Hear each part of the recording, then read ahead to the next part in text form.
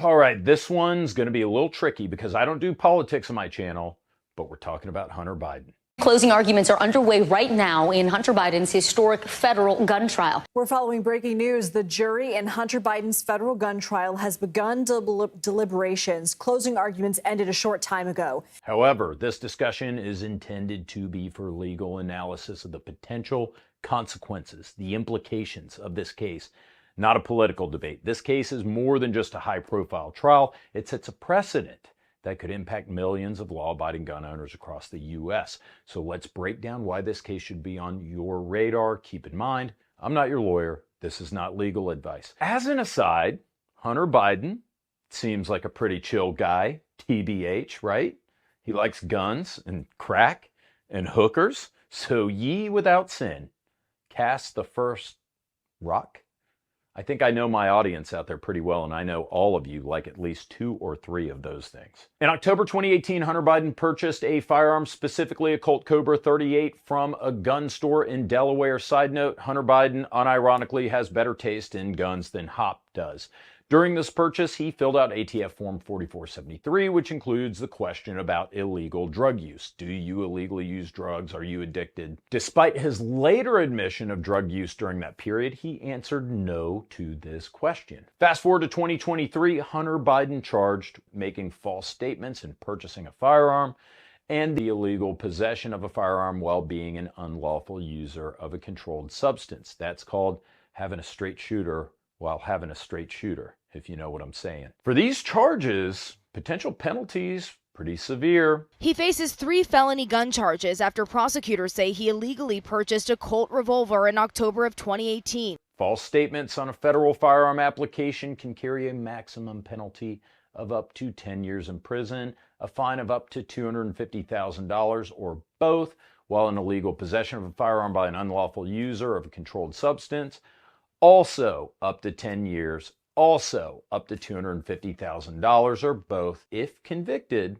It's highly unlikely that he's going to receive the maximum sentence because of his rehabilitation, cooperation with investigation, lack of a previous criminal record. That said, I believe Hunter Biden will almost certainly be found guilty based on the overwhelming evidence presented in court. First, Biden unwisely admitted in his memoir to using crack during the period when he purchased the firearm, which directly contradicts what he put down on the 4473.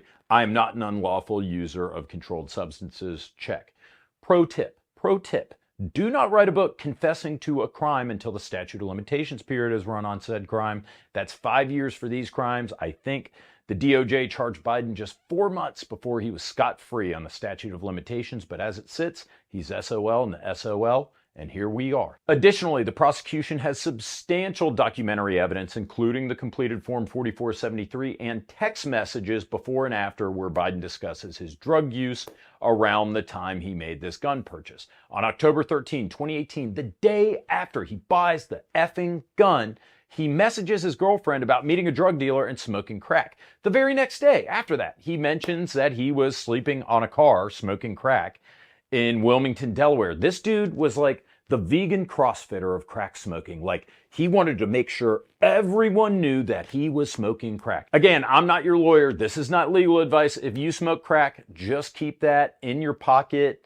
next to the glass dick, buckaroo. Moreover, there's been tons of witness testimony that further bolsters the case. Several individuals have provided statements indicating that Biden's drug use was well known and consistent during the period in question. I think his girlfriend was like the star witness for the prosecution. This testimony corroborates the documentary evidence and Biden's own admissions, creating a very robust case against him. The combination of direct evidence, corroborative witness testimony, Biden's public admissions makes conviction pretty much guaranteed. But why do you care? Why should you care about this? These charges bring to light an important issue: the enforcement of federal firearms laws, particularly regarding the honesty of responses on a 4473. Whether or not you like Hunter Biden or his dad, you need to abstract from the person and look at the policy behind the prosecution to form your opinion here, not your political beliefs. Why does this case matter to you? First, it could establish a precedent for the more aggressive prosecution of 4473 violations. Historically, the ATF has prosecuted individuals for lying on a 4473 only when it's part of a more severe crime. Prosecution just for lying on the form is extremely rare. Hunter Biden's case is notable because it focuses solely on the lie itself.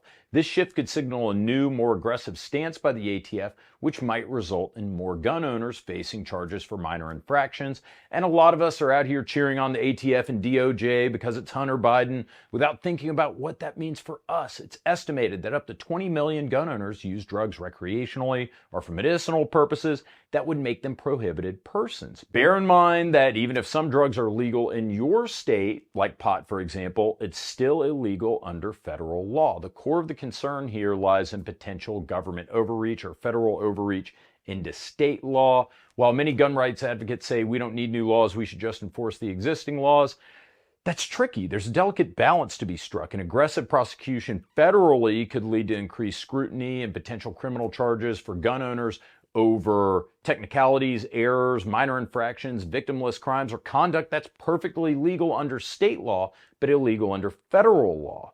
This could particularly impact those who are recreational or medicinal drug users, and their dishonesty or honesty in a Form 4473 can be used against them, and they could be prosecuted federally even if they're not breaking state law. No one likes the feds telling their home state what its people can and cannot do. So you've got some potential federal overreach issues, not to mention that this case could lead to a chilling effect where people who, say, have medical marijuana licenses or prescriptions, they decide not to exercise their Second Amendment rights because they're afraid they're going to be prosecuted by the government, like Hunter Biden. This case brings up an important debate, or at least a point of discussion for the gun rights community. Is it better for the ATF to be more aggressive in prosecuting 4473 cases, or does this risk expose gun owners to potential government overreach?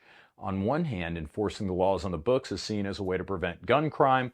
On the other hand, overly aggressive enforcement can infringe upon state rights or the rights of law-abiding citizens, or at least casual offenders who can now face up to 5-10 years in federal pound-me-in-the-ass prison. Almost no one is ever prosecuted for lying on a Form 4473 alone, making this case a huge outlier. Only 0.13% of 4473s filled out in 2020 were turned down because of drug use, and the Government Accountability Office, or the GAO, reported that in 2017, over 12,000 denied 4473s were forwarded to the BATFE field offices for investigation, but by June 2018, only 12 of those had been prosecuted.